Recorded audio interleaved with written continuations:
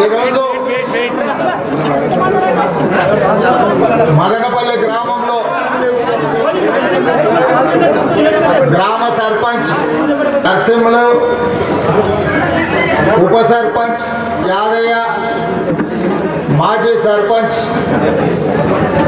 వెంకటేష్, రాములు, అదేవిధంగా మండల నాయకులు నరసింహుల గౌడ్ గారు, రాజేష్ రెడ్డి గారు, నర్సిరెడ్డి అన్న, రామచంద్రారెడ్డి గారు, వెంకట్రాములు గౌడ్ గారు,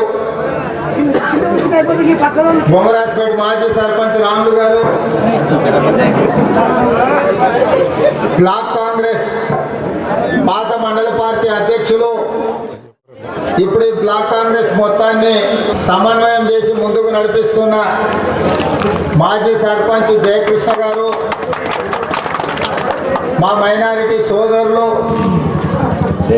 మదనపల్లి గ్రామ ప్రజలు, మండల వైస్ ఎంపీ, మాజీ వైస్ ఎంపీపీ దేశ నాయక్ గారు, ఇక్కడికి వచ్చిన మా ఆడపడుచులందరూ కూడా మనస్ఫూర్తిగా మీకు నమస్కారాలు తెలియజేస్తున్నా. రాహుల్ గాంధీ గారు కన్యాకుమారి నుంచి కాశ్మీర్ వరకు 3574 కిలోమీటర్లు మండు టెండల్లో, మంచు కొండల్లో 150 రోజులు నడిచి ఆయన ఒక మంచి స్ఫూర్తిని దేశ ప్రజలకు ఇచ్చాడు. కష్టాలలో ఉన్న దళితులు, గిరిజనుల కోసం, బీసీల కోసం ఇక్కడ టీఆర్ఎస్ ప్రభుత్వం, కేంద్రంలో నరేంద్ర మోడీ ప్రభుత్వం ఏం చేయట్లేదు. ప్రజల మధ్యలో పంచాయతీలు పెట్టి రాజకీయంగా వాళ్ళ కుర్చీని పదిలం చేసుకొని వాళ్ళ కుటుంబాలు రాష్ట్రాన్ని దోచుకుంటున్న సందర్భంలో పేదవాళ్ళ పక్షాన సుదీర్ఘమైన పాదయాత్రను రాహుల్ గాంధీ గారు చేయడం జరిగింది. వారు ఇచ్చిన సందేశాన్ని మొత్తం భారతదేశం నలుమూలల తండాలలో, గూడాలలో, మారుమూల పల్లెల్లో ప్రతి ఇంటికి, ప్రతి గుండెకు చేర్చాలన్న ఆలోచనతోనే హాత్ సే హాత్ జోడో యాత్ర కార్యక్రమాన్ని పిలుపునివ్వడం జరిగింది. ఇవాళ కార్యక్రమంలో భాగంగా పిసిసి అధ్యక్షుడిగా మీరు భుజాల మీద మోసి గెలిపిస్తే, మీరు నాటిన మొక్క పెద్దదై ఇవాళ తెలంగాణ రాష్ట్ర ప్రజలకు, కాంగ్రెస్ పార్టీకి శ్రీమతి సోనియా గాంధీ గారు అధ్యక్షుడిగా నియమించిన, ఢిల్లీకి రాజైన తల్లికి బిడ్డనే అన్నట్టుగా నేను ఈ రాష్ట్రానికి కాంగ్రెస్ పార్టీ అధ్యక్షుడినైనా మీ వాడిని, మీ బిడ్డను కాబట్టి రాహుల్ గాంధీ గారు ఇచ్చిన సందేశాన్ని హాత్ సే హాత్ జోడో కార్యక్రమానికి సంబంధించి వారిచ్చిన సందేశ కరపత్రం ఈరోజు మదనపల్లిలో మనం విడుదల చేసుకోవడం జరిగింది.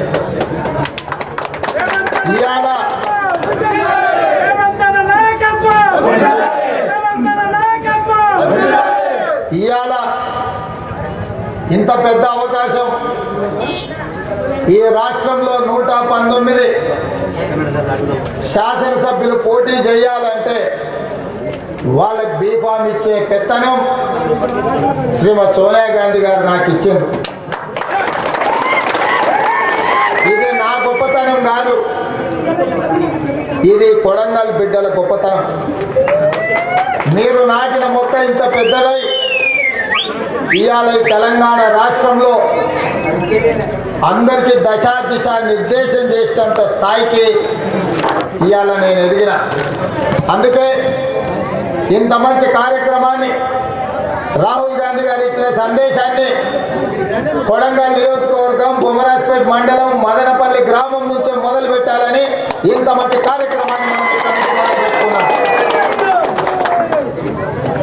మరి ఈ కార్యక్రమం కొడంగల్ నియోజకవర్గ ప్రజల జీవితాల్లో వెలుగులు నింపాలి అని చెప్పి ఈ మంచి కార్యక్రమాన్ని తీసుకున్నాం. ఇప్పటిదాకా మా యువకులు, మా ఆడపడుచులు మా మైనారిటీలు పోటీ పడి కలవడానికి ఇక్కడికి వచ్చారు. నేను వాళ్ళందరికీ ఒకటే విజ్ఞప్తి చేస్తున్నా. చాలా ఏళ్ళు హైదరాబాద్ పోయినప్పుడు ఏ ఊరని ఎవరైనా అడిగితే మన వాళ్ళు కొడంగల్ అంటే వాళ్ళు వరంగల్ అని మనల్ని అడిగేటోళ్ళు. కాదయా, కొడంగల్ తాండూరు పక్కన ఉంటుంది, హైదరాబాద్ బీజాపూర్ రోడ్డు మీద వస్తుందని మనం చెప్పుకోవాల్సిన పరిస్థితి ఉండే. కానీ 2009లో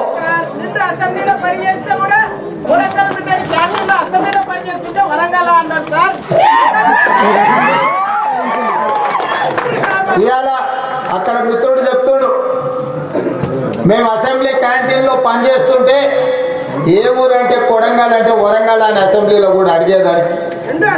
ఏదేమైనా 2009లో మీరు ఒక అవకాశం ఇస్తే అద్భుతంగా పనిచేసి 50 ఏళ్ళ వెనుకబాటుతనాన్ని సరిదిద్ది మన దగ్గర మదనపల్లి కావచ్చు, సాలిండాపూర్ కావచ్చు, జాన్కంపల్లి కావచ్చు, లేదా మహంతిపూర్ కావచ్చు, ఇట్లా చెప్పుకుంటూ పోతే భోజనాయక్ తండ కావచ్చు, ప్రతి తండాకు ప్రతి గ్రామానికి బీటీ రోడ్లు తీసుకొచ్చినాం, పిల్లలు చదువుకోనికే బడులు తీసుకొచ్చినాం, పేదలకు తాగడానికి నీళ్లు తెచ్చి నీళ్ల ట్యాంకులు కట్టించినాం.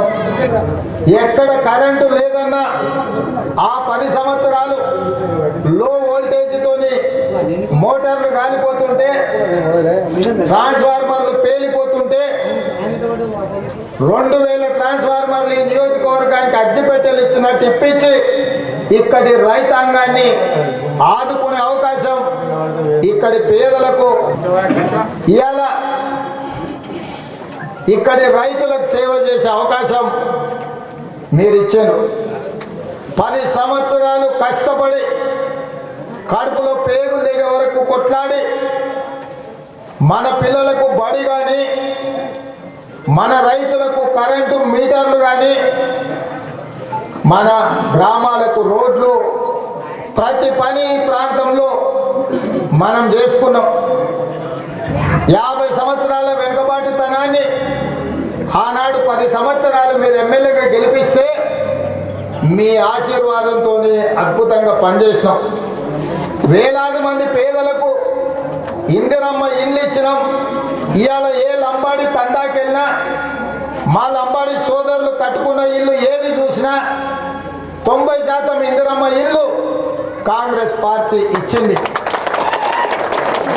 ఆరోగ్యశ్రీ పథకం తీసుకొచ్చి పేదలు వైద్యం అందక చచ్చిపోతుంటే అపోలో, యశోద లాంటి ఆసుపత్రులలో పేదలకు ఆరోగ్యశ్రీ కార్డు తీసుకొచ్చి పేదలను ఆదుకున్నాం. చదువుకునే పిల్లలకు ఫీజు రియంబర్స్మెంట్ ఇచ్చినాం. వ్యవసాయం చేసుకునే రైతులకు ఉచితంగా కరెంట్ ఇచ్చినాం. ఇట్లా చెప్పుకుంటూ పోతే ఆయనలో ప్రతి పేదవాడికి కాంగ్రెస్ పార్టీ అధికారంలో ఉన్నప్పుడు అన్ని రకాల సహాయం చేసింది కాంగ్రెస్ పార్టీ. అయినా ప్రజలు ఇవన్నీ కాదు, మాకు తెలంగాణ రాష్ట్రం కావాలన్నారు. తెలంగాణ రాష్ట్రం కావాలంటే కూడా కాంగ్రెస్ పార్టీ ఆంధ్రప్రదేశ్లో చచ్చిపోయినా, కేంద్రంలో అధికారం కోల్పోయినా, ఇక్కడ ప్రజలు కోరుకున్నట్టుగా మనం తెలంగాణ రాష్ట్రం ఇచ్చినాం. మరి అది ఇచ్చిన తెలంగాణ రాష్ట్రంలో టిఆర్ఎస్ ప్రభుత్వం, చంద్రశేఖరరావు సీఎం అయి 9 ఏళ్ళు అయింది. నేను అడుగుతున్న ఇక్కడున్న పేదల్ని, ఆయన ఎన్నికలల్లో ప్రతి పేదవాడికి డబుల్ బెడ్రూమ్ ఇల్లు ఇస్తున్నాడు. ఇవాళ మదనపల్లిలో ఉన్న మా సర్పంచ్ను, మా మాజీ సర్పంచ్లను, గాడ మా అక్కలు ఉన్నారు. ఎవరికైనా ఈ ఊర్లో డబుల్ బెడ్రూమ్ ఇల్లు వచ్చిందా తల్లి? ఎవరికి రాలే కదా. రైతులకు ₹1,00,000 రుణమాఫీ జరిగిందా? మీ పిల్లలకు ఇంటికో ఉద్యోగం వచ్చిందా? ఇవాళ డబుల్ బెడ్రూమ్ ఇల్లు రాలే, రైతు రుణమాఫీ జరగలే, ఇంటికో ఉద్యోగం రాలే. ఇట్లా చెప్పుకుంటూ పోతే చంద్రశేఖరరావు చెప్పిన మాట ఏ ఒక్కటి నిలబెట్టుకోలే. ఇవాళ ఆరోగ్యశ్రీ పథకం అమల్లో లేదు. కానీ ఆయన గొప్పగా చెప్పుకుంటాడు రైతు బీమా పథకం తెచ్చిన ఆయన. నేను అడుగుతున్న ఈ రాష్ట్ర ముఖ్యమంత్రిని మదనపల్లి సాక్షిగా, రైతు పండించిన పంటకు గిట్టుబాటు ధర ఇస్తే రైతు బాగుపడతాడు. ఒకవేళ అకాలం వర్షాలు కరువు వచ్చి పంట రాకపోతే రైతు బీమా ఉండాలి, పంట బీమా పథకం ఉండాలి. గిట్టుబాటు ధర ఇవ్వలే, పంట బీమా పథకం తీసుకురాలి. కానీ రైతు బీమా, రైతు చచ్చిపోతే 5 లక్షల రూపాయలు ఇస్తాడట. నేను అడుగుతున్న ఈ రాష్ట్ర ముఖ్యమంత్రిని, నిన్ను నమ్ముకొని దుక్కి దున్ని ఇత్తనాలు వేసి పంట పండించి నువ్వు కొనకపోతే అప్పుల పాలై ఆత్మహత్య చేసుకుంటే సచ్చినాక 5 లక్షలు మా బొంద మీద పెడతా అంటూ నీకు బుద్ధి ఉందని నేను అడుగుతున్నా. అన్నం తినటోడు రైతును బతికించడానికే సాయం చేయాలి. పంట చేతికి రాకపోతే పంట సాయం చేయాలి. ఆరోగ్యం బాగలేకపోతే దవాఖానకు పోతే ఆరోగ్యశ్రీ పథకం ఇవ్వాలి మనిషిని బతికేయడానికి. ఇవన్నీ ఏమి ఇవ్వడంట. కానీ మనం చచ్చిపోతే మాత్రం మన సావుకు 5 లక్షల రూపాయలు ధర కడతాడట. ఇట్లాంటి ప్రభుత్వం బంగారు తెలంగాణ చేస్తా అని చెప్పారు. ఏ ఊరికి వచ్చినా టీఆర్ఎస్ వాళ్ళు ఇదే మాట చెప్పారు. మా అక్కలు అడుగుతున్న మా పెద్దమ్మలు ఉన్నారు, అమ్మా ఎన్ని తులాల బంగారం వచ్చింది కేసీఆర్ ముఖ్యమంత్రి అయినాక? వచ్చిందా ఏమన్నా? తులం కాకపోతే కాకపోతే మాసం అని వచ్చిందా?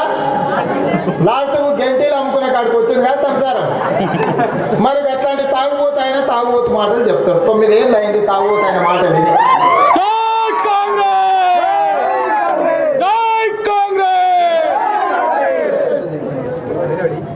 ఎంతడు ఒక ఆయన గిట్లనే ఊర్లో పెద్ద మనిషి ఉన్నాడని, ఇక నీకు ఇల్లు కట్టిస్తా, నీకు పందిరి వేపిస్తా, నీ సంసారం బాగు చేపిస్తా, అన్నీ చేపిస్తా, నీ పిల్లలకు పెళ్లి చేపిస్తా, చదువు చేపిస్తా అని అరుగు మీద కూర్చొని అన్నీ చెప్పినాడు. ఏది చేయలే. కొంతకాలం అయినాక పెద్ద మంది దగ్గరికి పోయి నేను అన్నీ చెప్తున్నాడు, ఏమి చేయలేదు, పంచాయతీ తెలుసని. ఆయన ఏం చేస్తాడో తెలుసా అమ్మ అంటే, తెలుసయ్యా పొద్దున్న లేస్తే తాగుతాడని. అప్పుడు ఆ పెద్ద మనిషి తెచ్చున్నాడు, తాగుబోతున్న మాటలు నమ్ముతావమ్మా నువ్వు? తాగుబోతున్న మాటలు నమ్ముకొని సంసారం చేస్తే ఇది సంసారం బాగుపడేదేనా అని. ఇవాళ ఈ రాష్ట్ర ముఖ్యమంత్రి కూడా అన్ని తాగుబోతు మాటలు చెప్పి పేద ప్రజల్ని మోసం చేస్తున్నాడు. మళ్ళా పేదోళ్ళు బాగుపడాలి అంటే, పేదలకు మళ్ళీ ఇందిరమ్మ ఇల్లు రావాలంటే, ఆరోగ్యశ్రీ పథకం అమలు జరగాలంటే, రైతులకు ఉచిత కరెంటు ఇవ్వాలంటే, ప్రతి పేదవాడికి 2 లక్షల రూపాయల రైతు రుణమాఫీ జరగాలంటే, ధరణి దరిద్రం వదిలించాలి అని అంటే ఇవాళ చంద్రశేఖరరావు పోవాలి. ఇంటికో ఉద్యోగం రావాలంటే చంద్రశేఖరరావుది ఆయన కొడుకు ఉద్యోగం ఊడగొట్టాలి అని చెప్పి మా యువకులకు నేను విజ్ఞప్తి చేస్తున్నాను. ఇక అందుకే కొడంగల్ నియోజకవర్గం నుంచి చంద్రశేఖరరావు గారిని హెచ్చరిక జారీ చేస్తున్నా. ఇక నిన్ను అడిగేది లేదు బిడ్డ, నీ నౌకర్లు కొడుతూ నువ్వు మాకు నౌకర్లు ఇవ్వాల్సిన పని లేదు. కాంగ్రెస్ను అధికారంలోకి తెచ్చుకుంటాం. ఉన్న ఖాళీలు 2 లక్షల ఉద్యోగ ఖాళీలు భర్తీ చేసి నిరుద్యోగ యువకులను ఆదుకుంటాం. చదువుకున్న పిల్లల ఫీజు రియంబర్స్మెంట్ చెల్లించే బాధ్యత కాంగ్రెస్ తీసుకుంటుంది. రైతు పండించిన ప్రతి పంట చివరి గింజ వరకు కొనే బాధ్యత కాంగ్రెస్ పార్టీ తీసుకుంటుంది. ఎవరికి ఆరోగ్యం బాగాలేకపోయినా వాళ్ళ ఆరోగ్యం బాగు చేసే బాధ్యత కాంగ్రెస్ పార్టీ తీసుకుంటుంది. షాదీ ముబారక్, కళ్యాణ లక్ష్మి కేసీఆర్ పోతే రావంటారు. కేసీఆర్ కాదు, వాళ్ళ తాత ముత్తాత చచ్చినా కళ్యాణ లక్ష్మి షాదీ ముబారక్ ఆగదు. అంతకింత పెంచి కళ్యాణ లక్ష్మి షాదీ ముబారక్ మీకు తెచ్చిచ్చే బాధ్యత కాంగ్రెస్ పార్టీ తీసుకుంటుంది.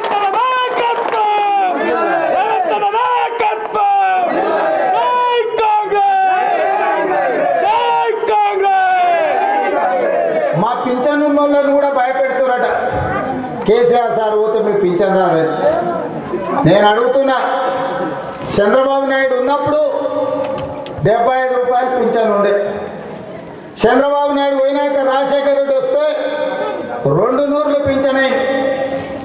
ఆయనలో 2 నూర్లు తీసుకొని సంతకు పోతే ఉప్పు, పప్పు, బెల్లం, చింతపండు, మంచినీళ్ళు అన్నీ తీసుకోగా ఇంకా 50-60 రూపాయలు మిగిలేదు. ఇవాళ మా అక్క అంటుంది, తప్పకుండా అవును ఆయన గట్లనే అయిందని. అవునమ్మా మీ కష్టాలు చూసే చెప్తున్నా, ఇంకా నాకు కూడా ఇంత చెప్తుంది కదా తిరిగిపోతే.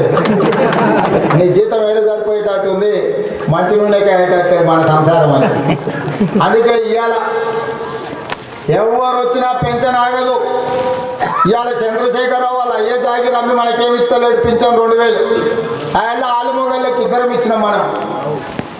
2 నూరులు ఇచ్చినా దాంట్లో విలువ ఉండే ఇంట్లో ఇంటి ఆమెకి ఇంటి ఆయనకి ఇద్దరికి ఇచ్చినాం. ఇవాళ కేసీఆర్ వచ్చినాక ఆయనకి ఇస్తే ఆమెకి ఇస్తలేడు, ఆమెకి ఇస్తే ఆయనకి ఇస్తలేడు. ఆలుమొగళ్ళకి తాకిలాట వచ్చేది. అవునా? ఎవడన్నా ఆలుమొగల మధ్యలో పంచాయతీ పెట్టేటోడు వాడు ఏమన్నా అక్కడికి వచ్చేటోడైనా ఏమన్నా సంసారం చేసేటోడైనా మీరు ఆలోచన చేయండి. అందుకే కాంగ్రెస్ పార్టీ అధికారం వచ్చి ఆలుమొగళ్ళకు కూడా పింఛన్ ఇచ్చే బాధ్యత కాంగ్రెస్ పార్టీ తీసుకుంటుంది. వాళ్ళని ఆదుకున్న పని కాంగ్రెస్ పార్టీ తీసుకుంటుంది. ఎవరు భయపడాల్సిన పని లేదు. చంద్రశేఖరరావు కాదు వాళ్ళ తాత వచ్చినా మదనపల్లి పొలిమేరలు అవతలనే చెట్టు కట్టేయండి. ఈ 9 ఏళ్ళు చెప్పిన మాటలు ఎందుకు నిలబెట్టుకోలే? డబుల్ బెడ్రూమ్ ఇల్లు ఎందుకు ఇవ్వలే? ఇంటికో ఉద్యోగం ఎందుకు ఇవ్వలే? ₹1,00,000 రుణమాఫీ ఎందుకు చేయలే? ఫీజు రియంబర్స్మెంట్ ఎందుకు జరగలే? మా మైనారిటీ సోదరులకు ఆయన కాంగ్రెస్ పార్టీ 4% రిజర్వేషన్ ఇస్తే 4 నెలల్లో వాళ్ళకి 12% ఇస్తా అని వాళ్ళను కూడా 5 సార్లు నమాజ్ చేసే వాళ్ళని కూడా మోసం చేసింది. ఇవాళ మా మైనారిటీ సోదరులు వాళ్ళని నిలదీయాలి. మా లంబాడి సోదరులు ఈడ 72 తాండలు ఉన్నట్టున్నాయి మన మండలంలో. 74 6% ఆయన కాంగ్రెస్ పార్టీ రిజర్వేషన్ ఇస్తే గిరిజనులకు 12% రిజర్వేషన్ చేస్తారు. ఇలా మా లంబాడి సోదరులను కూడా నమ్మించి నట్టేయటం వచ్చింది. అందుకే ఇవన్నీ కాదు, కొడంగల్ ఎమ్మెల్యేని గెలిపిస్తే ప్రభుత్వం మాదే ఉంటుంది, ఎమ్మెల్యే మావాడు ఉంటే అభివృద్ధి చేస్తాము, అర్థమలే చేస్తామన్నారు. ఆయన కేసీఆర్ కొడుకు వచ్చి దత్తత తీసుకుంటాను. నేను ఆ దత్తమ్మని అడుగుతున్నా, 7వ నువ్వు దత్తత అన్నావు కదా, ఏం చేసినావు చెప్పు రా. ఏ ఊరికన్నా పోదాం, ఆ ఊర్లో మస్జిద్ కానో గుడి కానో కురిసేసుకొని కూర్చుందాం, ఊర్లో వెళుద్దాం, ఇందిరం ఇల్లు మేమేమి ఇచ్చినామో మేము చూపిస్తాం. ఆ ఊర్లో డబుల్ బెడ్రూమ్ ఇల్లు నువ్వేమని ఇచ్చినావో నువ్వు చూపిస్తారా అని నేను అడుగుతున్నా. ఆనాడు ఈ తండాలలో ఉండే చదువుకున్న లంబాడే యువకులకు రిజర్వేషన్ ఇచ్చి ఉద్యోగాలు మేము ఇచ్చినాం. ఏ ఊర్లో నువ్వు ఉద్యోగం ఇచ్చినావో చూపిస్తారా అని నేను అడుగుతున్నా. ఆనాడు రైతు రుణమాఫీ కాంగ్రెస్ ఉన్నప్పుడు చేసింది. ఇవాళ నువ్వు ఎవరికి ₹1,00,000 రుణమాఫీ చేసినావో చూపిస్తారా అని నేను అడుగుతున్నా. తండ్రి అయినా కొడుకైనా వాళ్ళ పెద్ద జీతగాడైనా అబద్ధాలు చెప్పుడు తప్ప అక్కడికి వచ్చేది లేదు, అసెంబ్లీలో మాట్లాడి లేదు. అందుకే ఇవాళ మనం మళ్ళా కొడంగల్ నియోజకవర్గం మనం 10 ఏళ్ళు కష్టపడి చేసిన అభివృద్ధిని ఇవాళ 5 ఏళ్ళు ఎమ్మెల్యే ఉంటే 50 ఏళ్ళు వెనుకకు పంపించాడు. ఇంకెవరిని నమ్ముకునేది లేదు. మన కాంగ్రెస్ను మనం గెలిపించుకుందాం. మన కాంగ్రెస్ను గెలిపించుకుంటే మన బతుకులు బాగుపడతాయి, మన పేదవాళ్ళు ఆత్మగౌరవంతో బతుకుతారు. ఒక మంచి కార్యక్రమాన్ని శ్రీకారం చుట్టి ఈ కార్యక్రమాన్ని అద్భుతంగా విజయవంతం చేసినందుకు మండల కాంగ్రెస్ నాయకులు అందరినీ కూడా అభినందిస్తున్నా. ఈ కార్యక్రమానికి వచ్చిన మా ఆడపడుచులను, మా మైనారిటీ సోదరులను, మా లంబాడి సోదరులను అందరిని కూడా అభినందిస్తూ, నేను ఆడపడుచులను అందరినీ కలిసి వాళ్ళ కష్ట సుఖాలు తెలుసుకునేది ఉంది. మా యువకులు అందరూ కూడా ముందుకు రాకుండా జర ఆగి వాళ్ళని నన్ను కలవడానికి దారి ఇవ్వాల్సిందిగా కోరుకుంటూ మీ అందరి దగ్గర సెలవు తీసుకుంటున్నా.